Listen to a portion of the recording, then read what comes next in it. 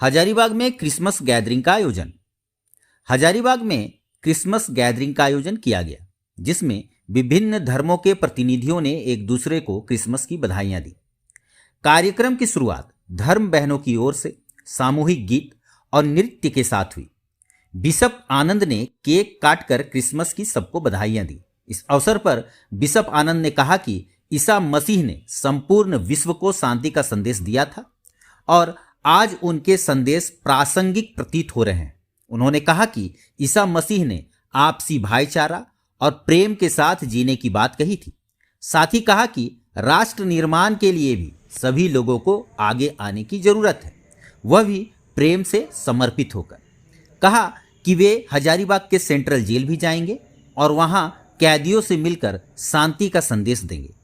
इस दौरान लोगों ने जिक्र किया कि आज रूस यूक्रेन युद्ध, इजराइल फिलिस्तीन विवाद के समय जब विश्व तीसरे विश्व युद्ध के खतरे को झेल रहा है, ऐसे में ईसा मसीह के विचार और भी प्रासंगिक हो रहे हैं। समारोह को सभी धर्म के प्रतिनिधियों ने संबोधित किया और क्रिसमस की बधाइयां दी। क्रिसमस विश्वव्यापी स्तर पर ख्रिस्तियों का एक महापर्व है, लेकिन अपने अनुभव से मैंने देखा है कि ये अभी पूरे दुनिया में सबसे बड़ा पर्व के रूप में भी उभर करके आया है।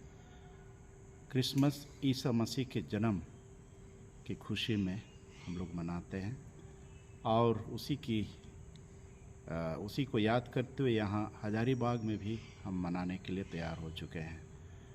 और इस का मूल बिंदु या मूल संदेश यही है कि ईश्वर सृष्टिकर्ता होकर भी मानव जाति को बहुत प्यार करता है और इसलिए उन्होंने अपने इकलौते बेटे को हमारे उद्धारकर्ता के रूप में भेजा।